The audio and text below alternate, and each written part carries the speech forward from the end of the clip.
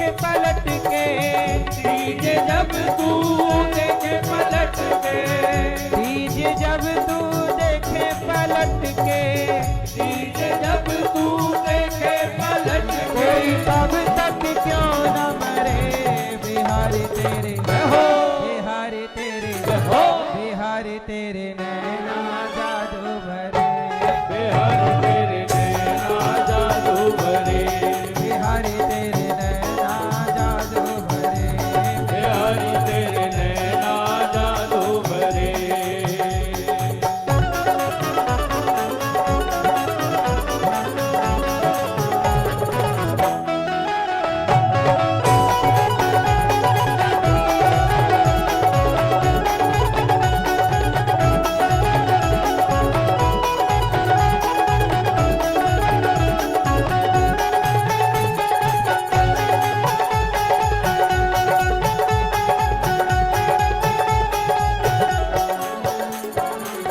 गजब का मोर मुकुट तेरा प्यारे, गजब का मोर मुकुट तेरा प्यारे, चौड़ी का हीरा सिर में गुजारे, थोड़ी का हीरा दुल्हन गुजारे, खाए सितम तेरी बांसुरिया, आए सितम तेरी बांसुरिया, खाए सितम तेरी बांसुरिया, आए सितम तेरी बांसुरिया, अब तक ना मरे बिहारी तेरे, हो बिहारी तेरे, हो बिहारी तेरे नैना जादू भरे, बिहारी तेरे नैना जादू भरे, बिहारी तेरे नैना जादू भरे, बिहारी तेरे नैना जादू भरे।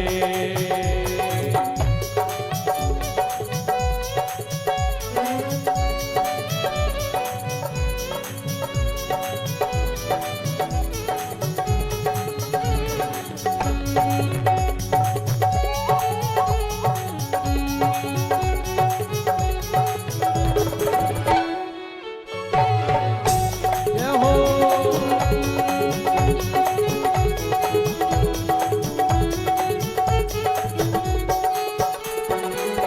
तू बाका तेरी बाकी नगरिया, खूबा का तेरी बाकी नगरिया, बाकी तेरी वृंदावन नगरिया, बाकी तेरी वृंदावन नगरिया, लुट गए हम तो बीच बजरिया, लुट गए हम तो बीच बजरिया, लुट गए हम तो बीच बजरिया, लुट गए हम तो बीच बजरिया, जब से नैन लड़े बिहारी तेरे, हो बिहारी तेरे, हो बिहारी तेरे नैना जादू भरे, बिहारी तेरे नैना जादू भरे, बिहारी तेरे नैना जादू भरे, बिहारी तेरे नैना जादू भरे, जुल्म तेरी तिरछी नजरिया, जुल्मी तेरी तिरछी नजरिया, जुल्म तेरी तिरछी नजरिया, जुल्मी तेरी तिरछी नजरिया, दिल पे वार करे बिहारी तेरे, बिहारी तेरे, बिहारी तेरे नैना जादू भरे, बिहारी तेरे नैना जादू भरे, बिहारी तेरे नैना जादू भरे, बिहारी तेरे नैना जादू भरे, बिहारी तेरे नैना जादू भरे, तेरे नैना जादू भरे, जुल्म तेरी तिरछी नजरिया, जुल्मी तेरी तिरछी नजरिया, जुल्म तेरी तिरछी नजरिया, जुल्मी तेरी तिरछी नजरिया, दिल पे वार करे बिहारी तेरे, बिहारी तेरे नैना जादू भरे, बिहारी तेरे नैना जादू भरे, बिहारी तेरे नैना जादू भरे, बिहारी तेरे नैना बिहारी तेरे नैना जादू भरे, बिहारी तेरे नैना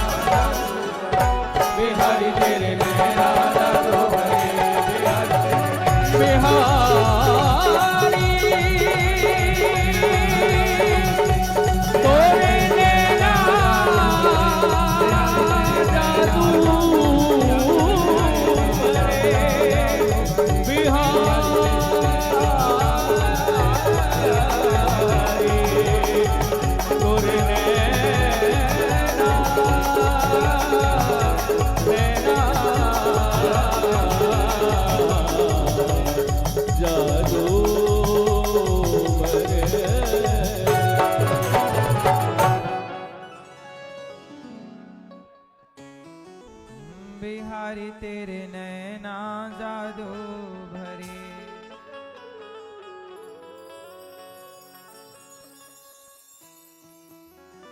एक तो कातिल तेरे लटके झटके, दूजी अदा है सबसे हटके।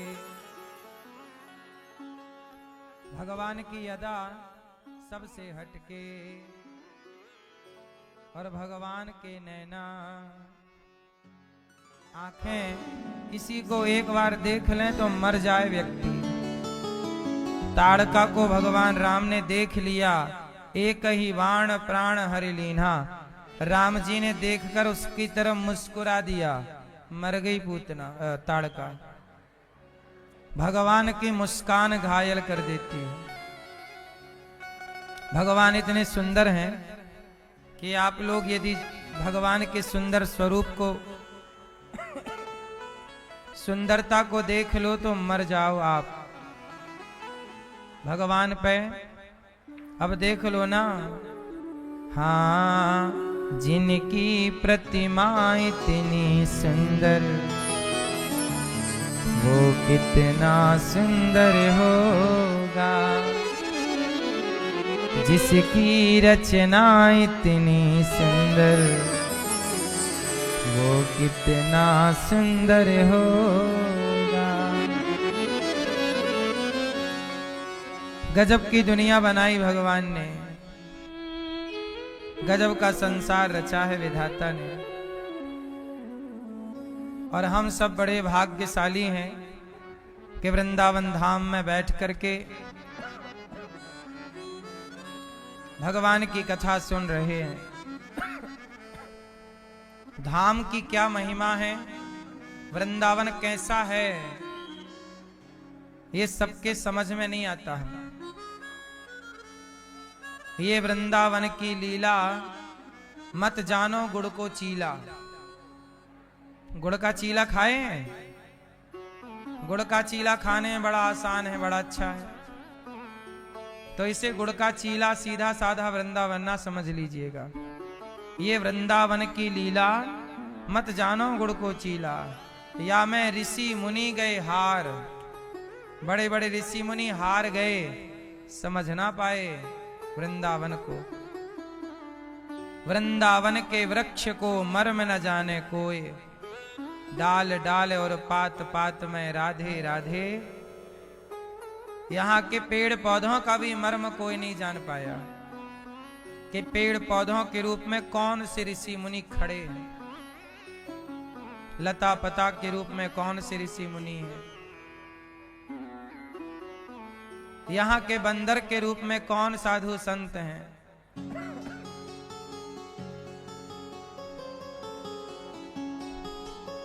इसलिए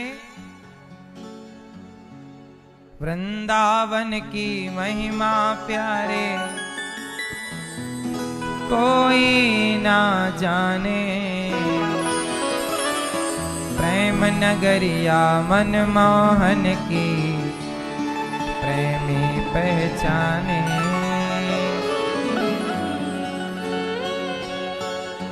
आप सब बड़े भाग्यशाली हैं कि बिहारी जी का दर्शन कर रहे हैं, यमुना जी का दर्शन, धाम का वास। कहते हैं जो वृंदावन आ जाता है और बिहारी जी के सामने एक बार खड़ा हो जाता है, भगवान का दर्शन कर लेता है, निश्चित मानिए वह 84 के चक्र से मुक्त हो जाता है। भगवान कहते हैं तू मेरी शरण में आ गया बस। अब आप कहोगे कि फिर हमने जो पाप किए हैं वो नहीं भोगना पड़ेगा? भोगना पड़ेगा, वो भी भोगना पड़ेगा। वो भोग के समाप्त होंगे तब आपकी मुक्ति होगी। क्योंकि आप धाम में आए हैं तो धाम में आने का फल क्या है? भगवान की प्राप्ति। पर जो किया है कांड वो कौन भोगेगा? आप भोगेंगे। अब कहो महाराज जी कैसे बचे उस कांड से जो हो चुका है पाप? उसके लिए दूसरा उपाय है। वृंदावन में एक बार आओ, भगवान की शरण में आओ, भगवान के दर्शन करो तो आप मोक्ष के अधिकारी हो जाओगे। लेकिन किए गए पाप से मुक्ति पाना चाहते हो तो इसका उपाय दूसरा है। जो हमने पाप कर लिए हैं, बताओ वो पाप भोगना ही पड़ता है कि क्षमा हो जाते हैं? किस स्थिति में भोगना पड़ता है और किस स्थिति में क्षमा होते हैं, ये दो स्थिति जान लो, काम आएगी। ये ज्ञान बहुत काम आएगा आपके। एक तरफ लिखा है शास्त्रों में, अवश्यमेव भोक्तव्यम कृतम कर्म शुभाशुभम। जो हमने किया है उसे अवश्य ही भोगना पड़ता है। उदाहरण देखिए, जैसे दशरथ जी को भोगना पड़ा। उन्होंने मारा श्रवण कुमार को, उनके माँ बाप तड़पे तो दशरथ जी को भी तड़प तड़प के मरना पड़ा। किया गया पाप अवश्य भोगना पड़ता है। एक तो ये कथन है शास्त्रों का। बात समझ में आई? एक पहलू ये है कि जो किया है वो कोई भी क्यों ना हो। भीष्म पितामह को कांटों के ढेर में फेंक दिया था, सांप को, पितामह को भी बाणों की सैया में लेट के भोगना पड़ा। बोलो हाँ, भोगना पड़ता है।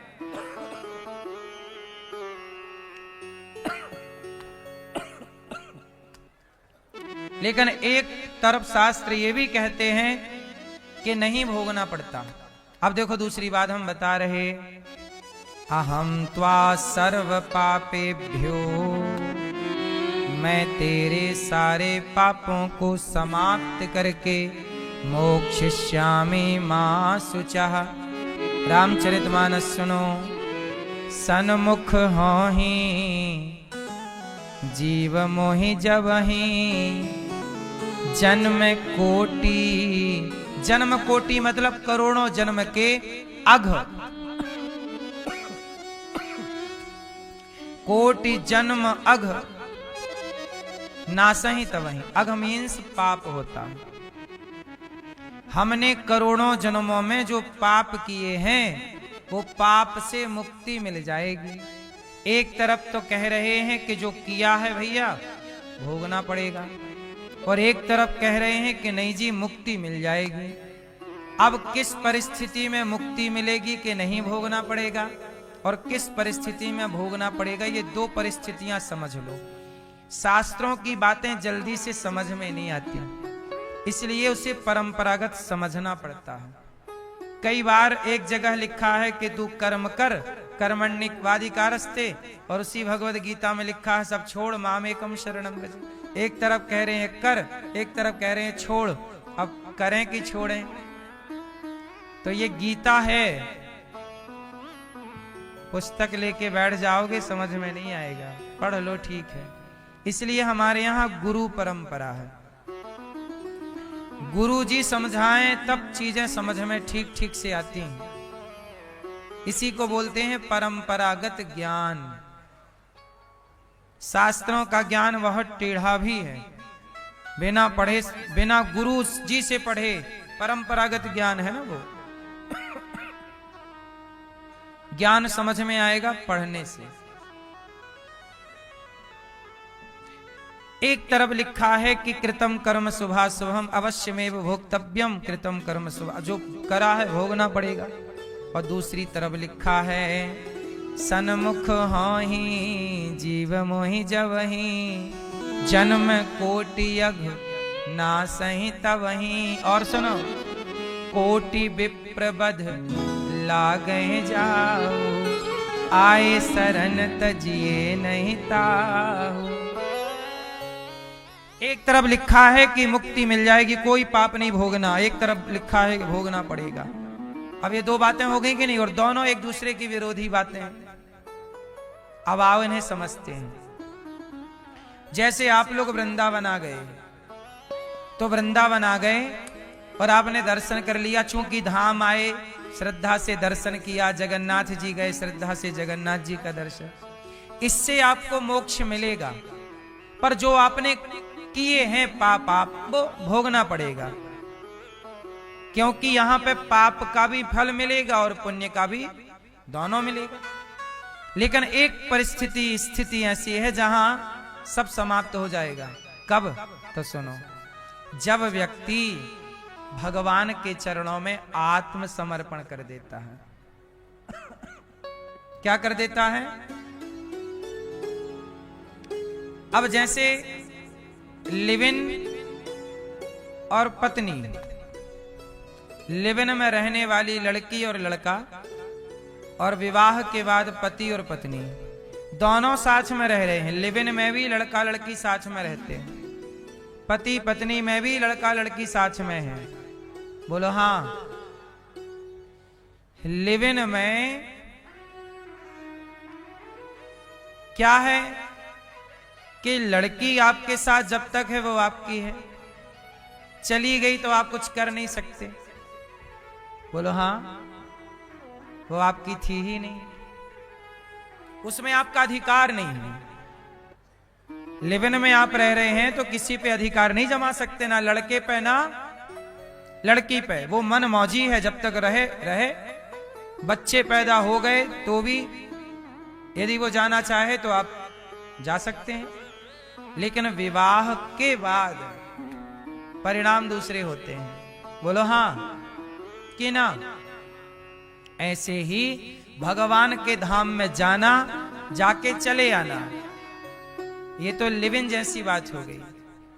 लेकिन विवाह कर लेना, पत्नी अब तुम्हारे समर्पित है, पति अब तुम्हारे असमर्पित है, दोनों ने समर्पण किया तब रिश्ता बना। बोलो हाँ। ऐसे ही पत्नी हो गई, विवाह हो गया तो पत्नी का सारा सुख तुम्हारा है और पत्नी का सारा दुख तुम्हारा है। पति का सारा सुख तुम्हारा और पति का सारा दुख आपका।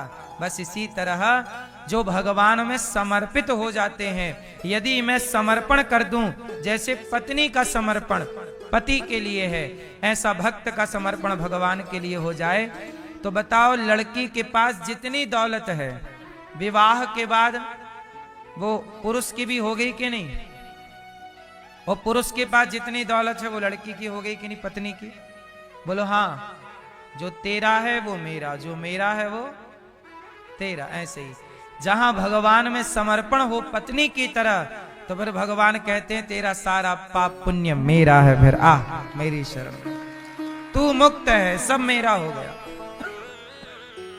जहां समर्पण है वहां फिर भोगना नहीं पड़ेगा, पर वो समर्पण पूरा हो।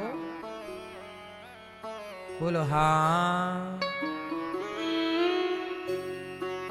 समर्पण कर दीजिए। अब छोटा मोटा कष्ट तो फिर उठाना ही पड़ता है, जो है ठीक है। जैसे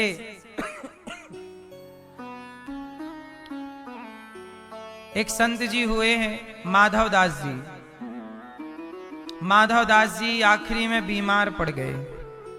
बीमार पड़ गए तो भगवान उनकी सेवा करने लग गए, लंगोटी धुलने लग गए। किसी ने कहा प्रभु जब आप अपने भक्त की लंगोटी धुल सकते हो तो आप इसे बीमारी से बचा क्यों नहीं लेते, ये बीमारी ही ना रहे। भगवान बोले बात तो ठीक है, ये मेरे आश्रित है, परंतु ये यहां पर ये भोग करके पूरा हिसाब किताब, कुछ चीजों में भगवान का हस्तक्षेप नहीं है। जैसे ये संसार में यदि आप आ गए तो ये ईश्वर का कानून है, यहां पे इस कानून से भगवान भी बंधे हैं। यहां पे भगवान भी आके ना कानून में बंध जाते हैं, अपने ही बनाए कानून में बंध जाते हैं। कैसा कानून? अब दशरथ जी तो भगवान के पिता थे, चाहते तो उन्हें भोगना ना पड़ता। भगवान के बाप हैं, भगवान के पिता हैं, क्यों भोगना पड़ेगा? पर नहीं, वो सिस्टम है यहां का। इसलिए कहता हूं, अब भगवान की मां है देवकी, पिता है वसुदेव, दोनों को जेल में रहना पड़ा और सालों तक रहना पड़ा। यहां का विधान है, भगवान कृष्ण के भांजे मारे गए, अभिमन्यु। भगवान ने कई बार अपना विधान तोड़ा भी है। कैसे? जैसे गुरु जी का बेटा मर गया था, सांदीपनी जी का, तो मरे हुए बेटे को भगवान ने जिंदा कर दिया था। कर दिया ना, मरे हुए को जिंदा कर दिया। ये लीलाएं इसलिए की कि देखो भैया, सारी लीलाएं मनुष्य वाली करूंगा तो लोग मुझे मनुष्य ही मान लेंगे, कुछ लीला भगवान वाली करना पड़ेगी ताकि लोग माने कि भगवान ही मनुष्य के रूप में रहे हैं, वरना फिर मनुष्य भगवान क्यों मानेगा।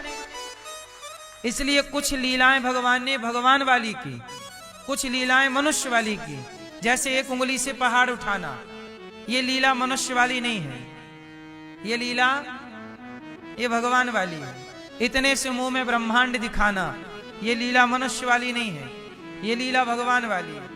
क्योंकि सारी लीला मनुष्य वाली करते तो फिर मनुष्य लोग तो समझ लेते कि भाई ये तो मनुष्य है, क्योंकि भगवान को समझ पाना बड़ा कठिन है। तो इसलिए हम आपसे कहते हैं कि भगवान चाहे तो हमें अभी सब कुछ कर लें, और ना चाहें तो फिर हमारा कर्म हमें भोगना है। गुरु जी का बेटा जिंदा कर दिया, पर खुद का भांजा मर गया, अभिमन्यु जिंदा नहीं किया। बोलो हाँ। अब सबको, अब देवकी माँ के 6 बच्चे कंस ने मार डाले थे, उन मरे हुए बच्चों को जिंदा कर दिया भगवान ने, 6 पुत्रों को जीवित किया जो कंस ने मार दिए थे, लेकिन खुद के भांजे को जीवित नहीं किया। द्रौपदी के 5 बेटे मारे गए, जीवित नहीं किया। और तो छोड़ो, भगवान के अपने बच्चे आपस में लड़के मर गए। 56 करोड़ यदुवंशी कैसे गए?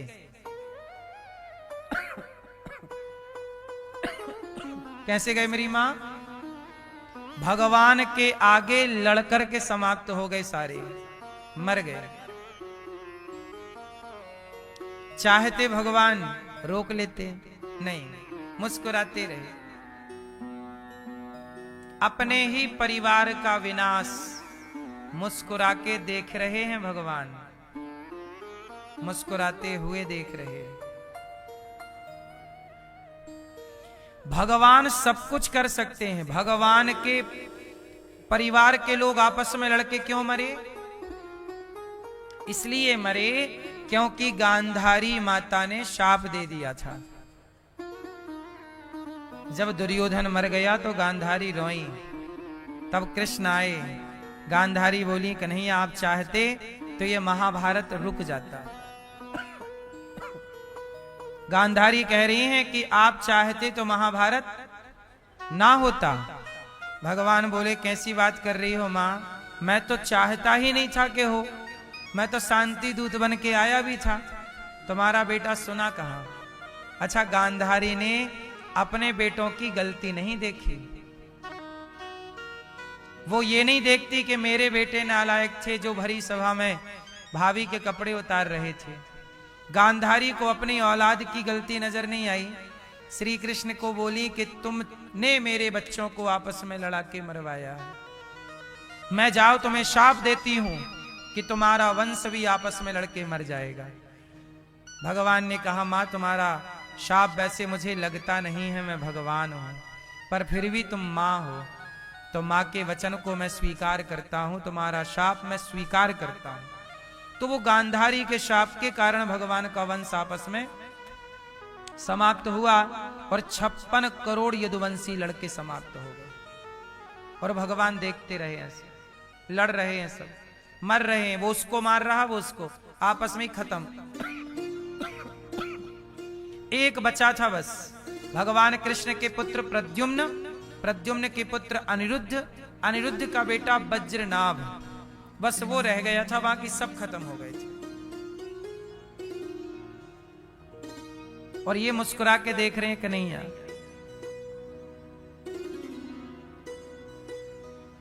ऐसे भगवान हैं जो सब कुछ कर सकते हैं, शाप टाल सकते हैं, मरे को जिंदा कर सकते हैं, पर भगवान भी इस धरती पे आए हैं तो कुछ मर्यादाओं का पालन, यहाँ के नियमावली का पालन भगवान भी करते हैं। इसलिए कहता हूं कि मृत्यु जब हो किसी की तो शोक ना किया करो, क्योंकि यह मृत्यु इस धरती का अटल सत्य है और ईश्वर का ये विधान है। शोक ना करो, ये जानो कि मृत्यु आज उन्हें जाना पड़ा, कल हमें भी जाना पड़ेगा। अपनी अपनी तैयारी में लगो और लड़ाई झगड़ा ना करो। एक बात कहें सीधी सीधी, महाभारत हुआ था किसके लिए? उत्तर, महाभारत हुआ था किसके लिए? किसके लिए? द्रौपदी के लिए। प्रॉपर्टी, जमीन के लिए महाभारत हुआ था, जमीन के लिए। बोलो हाँ कि ना? 5 गांव दे दो, यही तो मांगा था भगवान ने। दुर्योधन बोला सुई की नोक बराबर जगह। महाभारत हुआ था जमीन के लिए। और याद रखो, आज भी वो जमीन जहां की तहां पड़ी है और लड़ने वाले दोनों का पता नहीं कहां गए। आज भी वो हस्तिनापुर जहां की तहां पड़ी है, बंजर। और आज भी इंद्रप्रस्थ मतलब दिल्ली आज भी है। अब कहां है वो अधिकार जमाने वाले दुर्योधन और अर्जुन? बोलो हाँ। जिस जमीन के लिए महाभारत हुआ वो जमीन आज भी जहां की तहां है। बोलो हाँ। और लड़ने वाले दोनों का ही पता नहीं है, ना जीतने वाले का पता है और ना हारने वाले का। यही है अटल सत्य। तुम लड़ते रहो, जीत के भी क्या पाओगे और हार के भी क्या पाओगे। जमीन तो जहां की तहां आज भी है। इसलिए जिंदगी है बिंदास, हंस मुस्कुरा के जी लो, प्यार मोहब्बत से जियो, क्योंकि ये किसी के बाप की जमीन नहीं है। क्यों? ये जमीन जायदाद जो कहते हो ये मेरा है, ये मेरा है। जिन महलों के लिए, जिन किलों के लिए झगड़ा हुआ करता था, आज वो किले सब खंडहर पड़े हैं कि नहीं? बोलो हाँ। महाराष्ट्र में जाके किले देख लेना, लगभग 600 किले खंडहर हैं महाराष्ट्र में। मध्य प्रदेश में जाके देख लेना, लगभग 400 किले खंडहर हैं आज भी। राजस्थान में जाके देख लेना, लगभग 300 से अधिक किले खंडहर पड़े हैं राजस्थान में। और यहां वहां के किलों की आप देख लेना। जिन किलों के लिए झगड़े हुए, जिन जमीनों के लिए महिलाओं को आग में जिंदा जलकर जौहर करना पड़ा, वो आज किले भी खंडहर, चमगादड़ लटकी हुई हैं किलों में। बोलो हाँ। चमगादड़ लटकी हैं और पक्षी अपना घोंसला बना रहे हैं। झाड़ू लगाने वाला भी उन किलों में अब कोई नहीं है। जिन किलों के लिए बड़े बड़े युद्ध भये, वो किले खंडहर हैं। जिन जमीनों के लिए युद्ध भये, वो जमीनें आज ना जीतने वालों के पास है और ना लड़ लड़ के चले गए। झूठे ईगो पाल लिया, एटीट्यूड पाल लिया जी, मर गए। क्या पाए? इतिहास साक्षी है साहब। इसलिए कहता हूं प्यार मोहब्बत से रहा करो। जिंदगी मिली है बिंदास जी लो। घमंड और अकड़ किस बात की है? ये घटनाएं हमें यही मैसेज देती हैं कि यार क्या पा लिया दुर्योधन ने लड़के, और क्या पा लिया अर्जुन ने जीत के। इसलिए धर्मराज युधिष्ठिर जीत कर भी खुश नहीं थे। धर्मराज युधिष्ठिर महाभारत जीत कर भी खुश नहीं थे, क्योंकि इस जीत में करोड़ों लोगों का रक्त बहा है।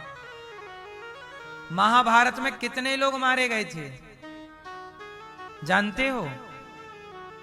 लगभग 3 करोड़ से अधिक। लगभग कितने लोग मारे गए थे? लगभग 3 करोड़ लोग मारे गए थे, जिसमें ना जाने कितने हाथी, कितने घोड़े, कितने सैनिक। 3 करोड़ लोगों की हत्या हुई, तब सत्ता हाथ में आई। इसलिए धर्मराज युधिष्ठिर जीत कर भी प्रसन्न नहीं थे। इतना खून बहा के भी यदि सत्ता मिली तो इस सत्ता का करोगे क्या? भाई का खून बहा के तुमने भाई की जमीन प्राप्त कर भी ली, तो क्या उस जमीन से तुम्हें सुकून मिल जाएगा? इसलिए जीवन मिला है, धन कमाओ, धर्म से जोड़ो। धर्म करो, धन का पुण्य करो। भला कीजिए भला होगा, बुरा कीजिए बुरा होगा। यही सबको चुकाना है। मैया जी झूठ मत बोलो, प्रभु के पास जाना है। हमारे श्री बाबूलाल कोका जी, मैया श्रीमती गीता कोका जी,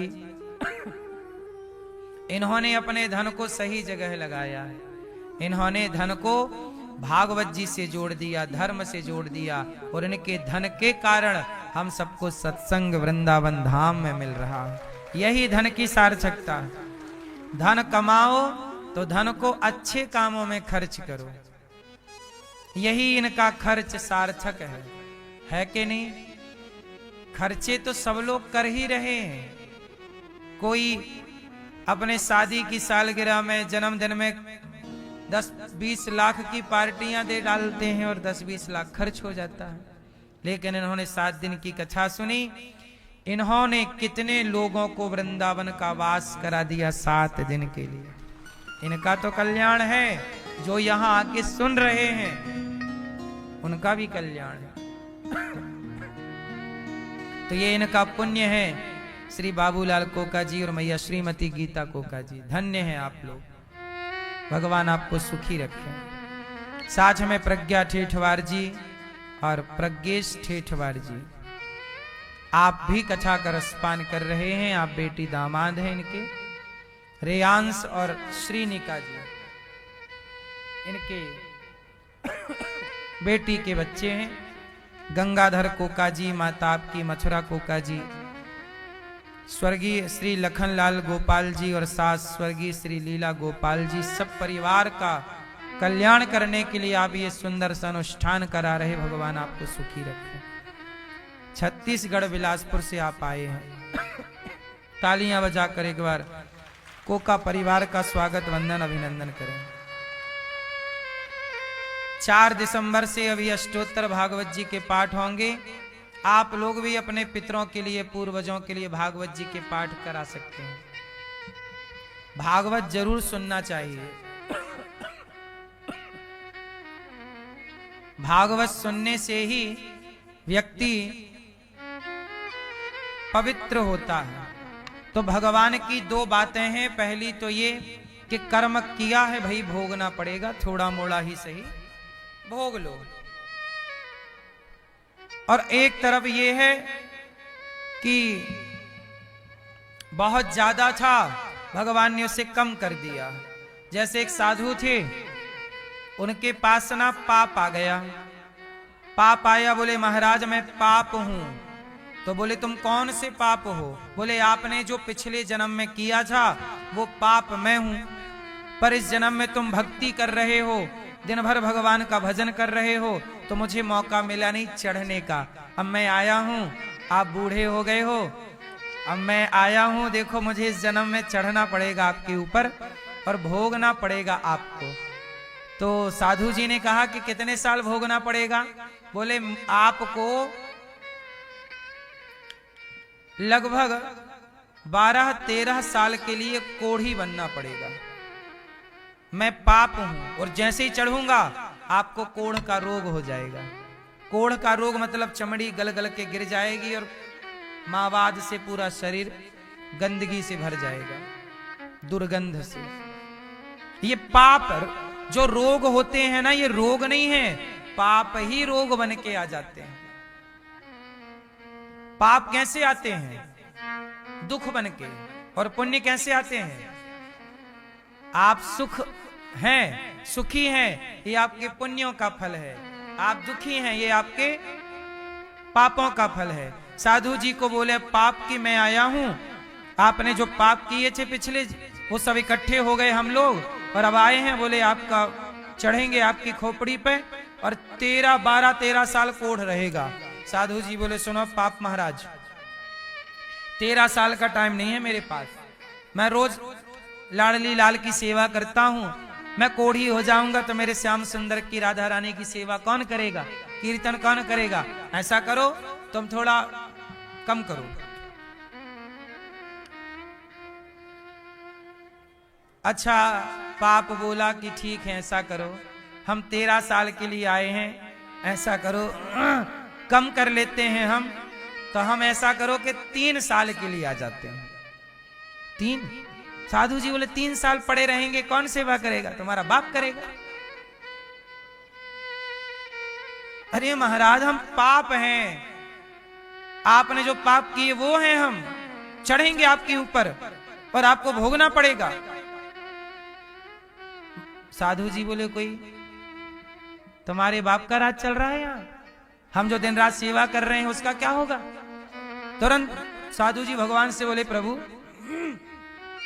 यदि आपकी शरण में रह के भी मुझे पाप भोगना पड़ा तो आपकी शरण में रहने का फायदा क्या है? भगवान ने कहा, फिर पाप ने बोला, भगवान ने बोला होगा पाप से कुछ कम हो जाओ, तो अच्छा एक काम करता हूं, मैं 6 महीने के लिए आपके पास आता हूं।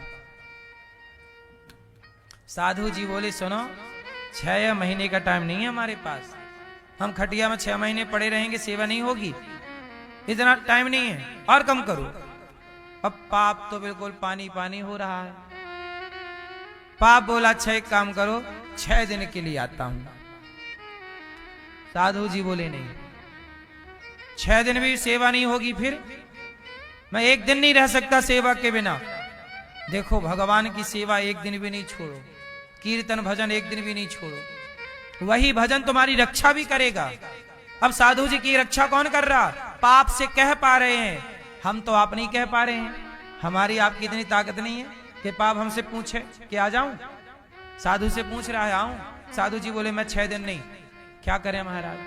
तो एक काम करो 6 घंटे के लिए आ जाओ। साधु बोले तुम एक काम करो 6 घंटे के लिए आओ, मैं सुबह की पूजा कर लूंगा, ठाकुर जी का सवेरे जल्दी भोग लगा दूंगा, फिर 6 घंटे तक तुम रहना और इसके बाद चले जाना। फिर मैं फिर शाम का भोग भी और शाम की आरती सेवा भी भगवान जी की कर लूंगा। अब बात बन गई 6 घंटे में। कहां 13 साल का पाप था वो कहां जाके समाप्त हुआ? तो भगवान की शरण यही करती है कि 13 साल जो भोग भोगना था वो 6 घंटे में भोग के समाप्त हो जाता। ये कृपा है, ये शरणागति यदि है तो आपका 13 दिन का 13 मिनट में खत्म हो सकता है। अब वो साधु जी ने सवेरे की पूजा की और पाप को चेलों से बोला कि मैं 6 घंटे के लिए कितना भी चिल्लाऊं चीखूं, तुम लोग दरवाजा मत खोलना और मुझे देखना मत। सबको बाहर कर दिया, अपन घुस गए अंदर, प्रभु का नाम लेना स्टार्ट किया, भगवान का चिंतन शुरू किया। पाप आया और जैसे ही पाप आया अपार कष्ट शरीर में, चमड़ी गल गल के गिरने लग गई, मावाद हो गई, दुर्गंध आने लगी, ना खड़ा रहा जाए ना बैठे रहा जाए, अपार कष्ट शरीर में, पर वो सह रहे हैं चिंतन भगवान का। और 6 घंटे बाद तो वो पाप चला गया, तुरंत वो स्वस्थ होने लग गए और बस लग गए सेवा में। तो भगवान की शरण यही है, इसलिए कहता हूं काम करते रहो पर अपने को देखो गैया होती है ना आपके घर की, जंगल में चरने जाती है, लेकिन वो शाम को वापस आपके घर आती है। आपके घर की गैया है तो, यदि वो बंधन में है तो, और ऐसी आवारा है तो कहां जाए कोई भरोसा नहीं। तो आवारा भक्त ना बनो, गाय यदि एक घर से बंधी है तो वो दिन भर कहीं रहे, शाम को अपने खूंटे पे आके अपने आप खड़ी हो जाती है। बोलो हाँ, ये बात सही है कि गलत है? आवारा मत बनो, भगवान के चरणों के खूंटे से बंधो।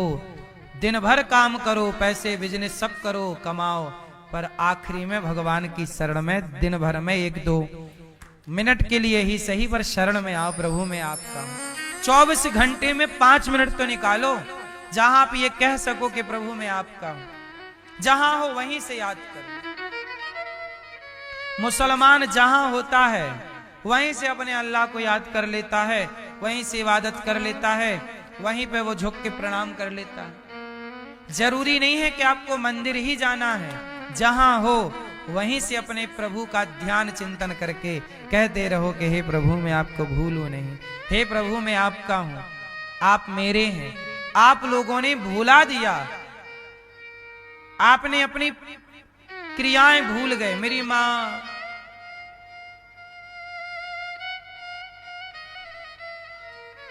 आप लोगों ने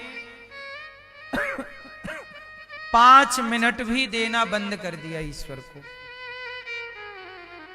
मुसलमान आज भी 5 बार नमाज करता है और वो अपने बच्चों को यही बचपन से सिखाते हैं 5 बार नमाज करो। कितना भी बिजी मुसलमान हो, शुक्रवार को समय निकाल के मस्जिद में जरूर जाता है। आप लोग बताओ, महीने में हफ्ते में कौन सा दिन जिम्मेदारी से निकालते हो कि आज हमें जरूर सुंदरकांड पढ़ना है, हनुमान चालीसा पाठ करना है? आपने अपनी जिम्मेदारियों से अपने को हटा दिया। जिम्मेदारियों से मुख ना मोड़ो, इससे आपका नुकसान है। यही पुण्य आपकी रक्षा करता है। साधु जी यदि ना भगवान की शरण में होते तो पाप कैसे तड़पाता 14 साल 13 साल। ये पाप है साहब।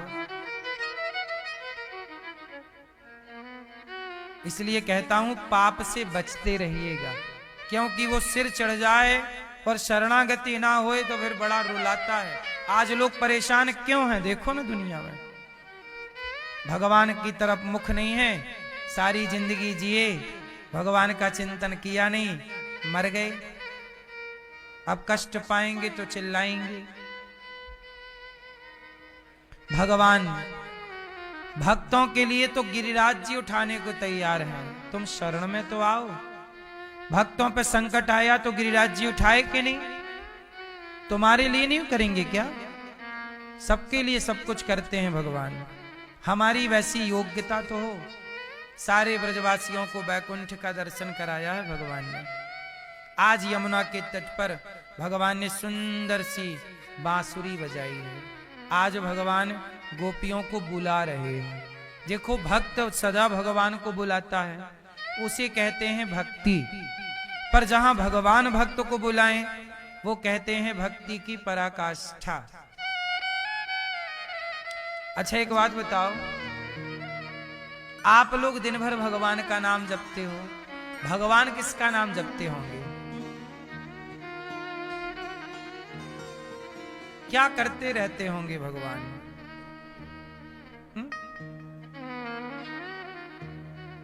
मैया क्या करते हैं भगवान? बैठे बैठे वहां पड़े पड़े थक ना जाते होंगे? पड़े ही रहते हैं क्या भगवान? कुछ काम धाम है भगवान के पास कि नहीं? क्या करते हैं? एक दिन भगवान जी घर बना रहे थे। क्या बना रहे थे? नारद जी आए, नारायण नारायण। भगवान घर बना रहे थे सुंदर सा। नारद जी बोले प्रभु मेरे लिए बना रहे हो ना? बनाओ बनाओ, मुझे घर गिफ्ट करो, मैं आपका बहुत बड़ा भक्त हूं। भगवान बोले नारद जी आपके लिए घर नहीं है। तो किसके लिए है? वो मेरा रामदयाल नाम का भक्त है, उसके लिए बना रहा हूं। अच्छा, नारद जी बोले क्या मेरे से भी बड़ा भक्त है वो? भगवान बोले तो आपसे भी कई गुना बड़ा है। अच्छा, तो मैं देखना चाहता हूं मेरे से बड़ा है कितना बड़ा है। भगवान बोले तो चले जाओ, मैं एड्रेस दे देता हूं, पता। नारद जी ने पता लिया, बोले मैं भी देखता हूं, मेरे से बड़ा भक्त है, उसके लिए आप घर बना रहे हो? मैं तो कब से आपका भजन करता हूं, मेरे लिए तो आपने एक घर नहीं बनाया। एक बार मैं अपना घर बसाना चाहता था तो आपने मुझे बंदर और बना दिया था। नारद जी भी एक बार ब्याह करने का मूड कर लिए, बना लिए कि मैं भी करूंगा ब्याह। क्यों? नारद जी ने एक बार ब्याह करने का मन बना लिया। आप लोगों को देख देख के नारद जी का भी मन हो गया, मैं भी ब्याह करूंगा।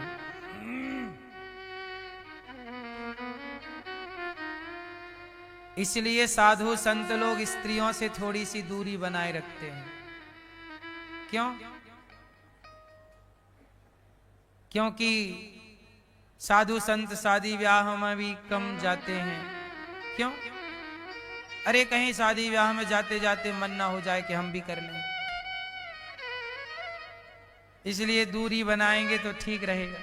नारद जी ने एक बार देख लिया किसी का ब्याह है तो मन में लड्डू फूटने लगे, हमारे भी ऐसी बच्चे होते, हम भी खिलाते, हमारी भी पत्नी होती, हम भी ऐसी हाथ पकड़ के चलते। अच्छा, नारद जी को क्या पता कि यहाँ शादी के बाद फिर लोग रोते हैं। शादी जब तक नहीं होती ना तब तक शादी का लड्डू फूटता रहता है, और शादी होने के बाद तो आदमी हंसना मुस्कुराना भूल जाता है। हाँ या ना? जब से हुई है शादी आंसू बहा रहा हूं, ऐसा एक भक्त बोल रहा था। मुसीबत गले पड़ी है उसको निभा रहा हूं, परेशान था। आप तो नहीं है परेशान?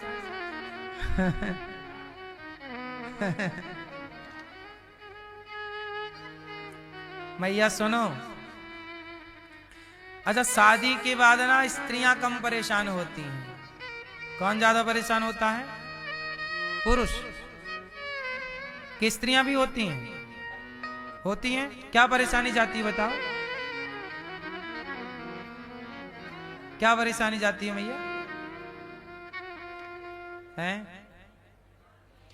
भाई,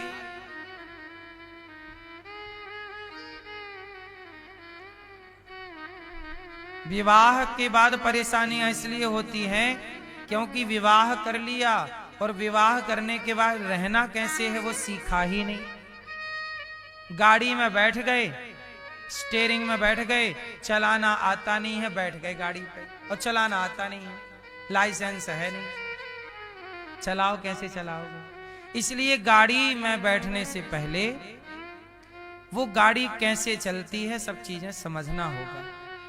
गृहस्थी कैसे चलती है, सत्संग करो, शास्त्रों में लिखा हुआ है कि गृहस्थ को क्या करना चाहिए, किन किन बातों का ख्याल रखना चाहिए, किन बातों से गृहस्थी अच्छी होती है, किन बातों से गृहस्थी बिगड़ती है।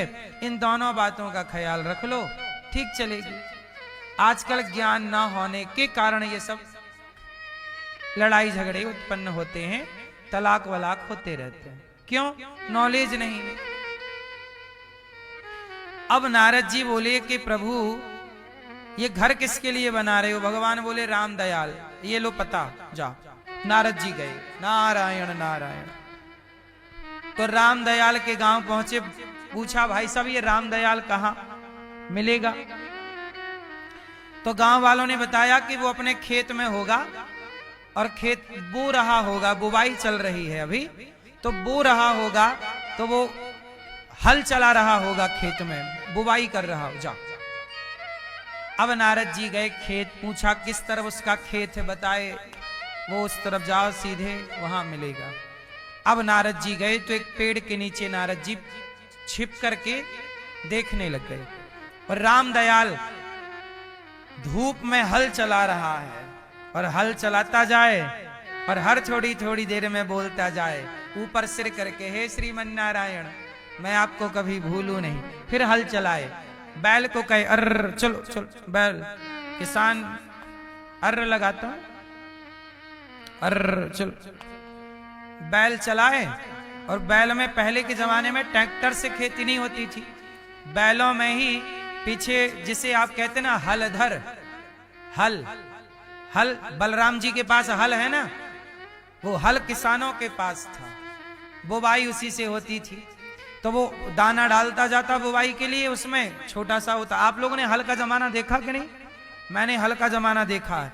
हमारे बाद ही ये सब चीजें बदलाव में आ गई। हम जब थे, हमने बैलगाड़ियां खूब देखी हैं गांव में, हल देखे हैं, हलों से जुताई बुबाई सब देखी है खेतों की। हल चलते रहते थे, बैल एक खेत में 4-4 हल चल रहे हैं। हमारे घर में भी बैलों की जोड़ी थी। बैलों की जोड़ी मतलब पहले के जमाने में जिसके घर में जितने बैल, मतलब उतना बड़ा किसान। बैलों की जोड़ी, जोड़ी मतलब एक हल को चलाने के लिए 2 बैल चाहिए रहते हैं। तो किसी के घर में 10 जोड़ी बैल थे, तो 10 हल एक साथ चला सकता था। तो ये सब पुरानी बातें हैं। आज के बच्चे तो हल भी नहीं क्या जानते हैं, हल भी नहीं जानते होंगे। चलो, तो वो रामदयाल ना हल चलाए, और हर थोड़ी देर में हे श्रीमन नारायण मैं आपको भूलूं नहीं, हल चलाए, बुवाई कर रहा खेत की। नारद जी बोले हे भगवान, ये तो आधे आधे घंटे में भगवान का नाम ले रहा है, मैं तो दिन भर नाम जपता हूं नारायण श्रीमन नारायण। हे प्रभु आपका न्याय बड़ा गलत है। नारद जी बोले मैं और देखूं। तब तक उसकी पत्नी आ गई। पत्नी नाश्ता लेके आई है। अजी सुनते हो, आओ। किसानों की पत्नियां किसानों के पास खेत पे ही नाश्ता भोजन लेके जाती हैं। पहले के जमाने में ऐसे ही था कि पत्नी आ जाती। अब वो रामदयाल की पत्नी आई तो बैल ढील दिए मतलब छोड़ दिए। बैल अपना चरते रहेंगे, बैल भी थोड़ा खा पी लेंगे, थक गए होंगे, और मैं भी थोड़ा खा लूं, अर्थात किसान भी खा पी ले। तो दोनों आए, एक पेड़ की छांव में बैठे, और रामदयाल की पत्नी दोनों खेत में हैं। और रामदयाल की पत्नी लाई है, ये लो आपके लिए गुलरियां लाई हुई, खाओ। तो रामदयाल बोला पहले तुम खाओ। तो रामदयाल उठाता है और अपनी पत्नी को खिलाता है। पत्नी खाती है, पति भी, दोनों खा रहे, दोनों हंस रहे हैं, मुस्कुरा रहे हैं, बढ़िया जोड़ी है दोनों की, पति पत्नी है, खुश है। नारद जी बोले हे भगवान। अब नारद जी गए वापस। हे प्रभु आपका न्याय समझ में नहीं आया। क्यों? वो तो हर आधे घंटे में एक बार आपका नाम लेता है, और वो अपनी पत्नी के साथ खुश है, मस्त है। वो पत्नी में ऐसा लगा कि जब पत्नी के संग बैठा तो एक बार भी आपको नहीं याद किया उसने। तो पत्नी को ही खिलाता पिलाता रहा, पत्नी के ख्यालों में ही रहा। मैं दिन भर आपका नाम जपता हूं श्रीमन नारायण भगवान बोले यहां। भगवान ने कटोरा दिया, कटोरे में घी भर दिया, कहा कि जाओ पूरी पृथ्वी की परिक्रमा लगा के आओ, लेकिन शर्त है एक बूंद घी टपकना नहीं चाहिए, गिरे ना। नारद जी बोले अभी आता हूं। कटोरा लिया नारद जी ने, चले परिक्रमा लगाने। पूरी पृथ्वी की परिक्रमा लगा के आए। भगवान ने कहा गिरा तो नहीं घी? बोले प्रभु एक बूंद नहीं गिरा। भगवान बोले ये बताओ कि अब आप ये बताओ कि परिक्रमा लगाते हुए आपने मुझे कितनी बार याद किया? नारद जी बोले प्रभु पूरा ध्यान कटोरे में था और घी में था, आपको भूल गया मैं। भगवान बोले कि आपने पहली बार काम किया है, और पहली बार काम किया और मुझे भूल गए। लेकिन वो किसान रामदयाल वो रोज काम करता है, पर काम करते हुए भी मुझे याद रखता है, इसलिए वो बड़ा भक्त है। वो गृहस्थी है। तुम्हारे पास तो कोई काम ही नहीं है, दिन भर नारायण नारायण जपो, लेकिन उसके पास तो काम है। वो गृहस्थ है। वो गृहस्थ के 1000 काम होते हैं, 1000 झंझटें होती हैं, 1000 संकट होते हैं, 1000 मुसीबत होती है। और जो 1000 संकट मुसीबत में रह के भी जो भगवान को याद रखता है वो सबसे बड़ा भक्त है। जिसके कोई काम नहीं है वो तो दिन भर याद करे, लेकिन जो काम करते हुए स्मरण करते हैं भगवान, उनके लिए घर बनाते हैं, उनके बारे में सोचते हैं। इसलिए साधु संतों को जितना प्यार भगवान करते हैं उनसे ज्यादा प्यार सच्चे अच्छे प्रेमी गृहस्थों को करते हैं। पर गृहस्थ वैसा हो, गृहस्थी में रहे, पर रहे भगवान की शरण में।